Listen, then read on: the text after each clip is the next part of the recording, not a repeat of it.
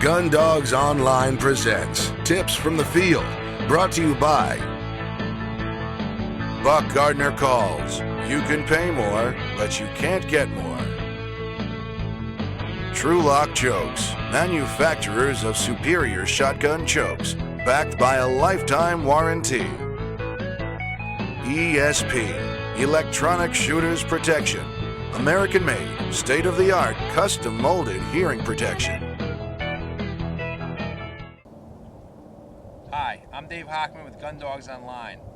Today we're going to give you some simple tips on solving the problem of having no movement in your decoy rig. We're going to teach you how to set up a simple jerk string.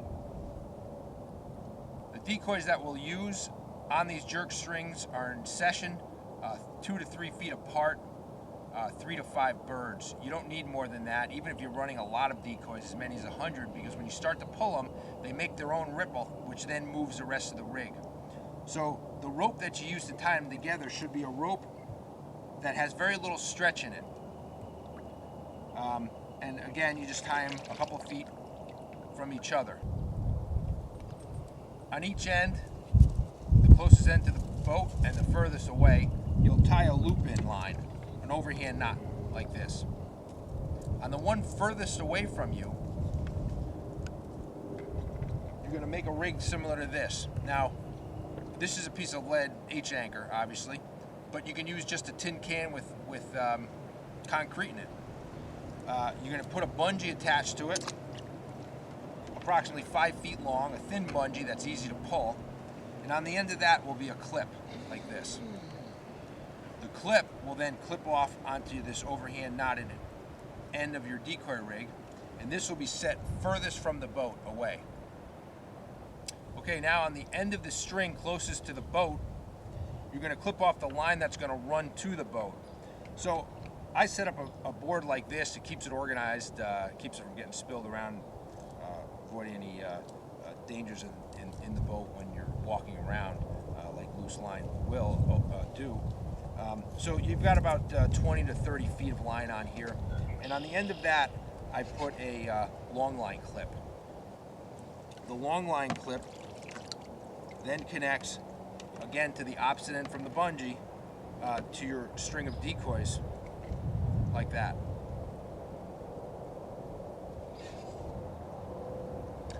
So you're going to set your anchor so that the decoys end up about in the middle of the rig. You'll just toss it out similar to this, and you're ready to go.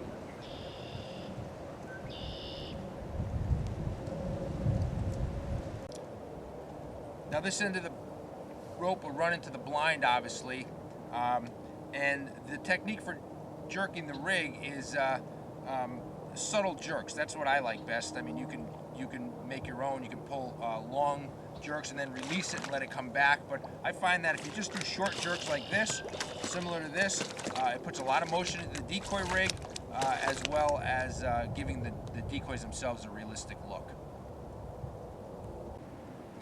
When you bring the line back to the boat, there's a couple ways to hide it underwater.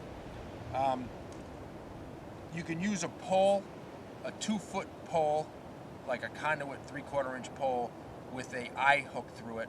And if you run the line through that and then stick that down into the mud, that will hold it under. You can also take an anchor, just a simple anchor or a heavy piece of lead with a clip on it, and clip it on and drop it down below the side of the boat. Or you can simply run the line underneath the boat and then back up the other side and into the blind. Either one of those three methods will keep the line under the water while you're working the rig so the birds can't see it. The jerk rig on calm days will be the best trick you have in your duck hunting arsenal. Always use it. It will fool the wariest of birds. If there's any tips you'd like us to do in the future, contact us here on Gun Dogs Online and we'd be happy to put them together. Thanks again, and good hunting.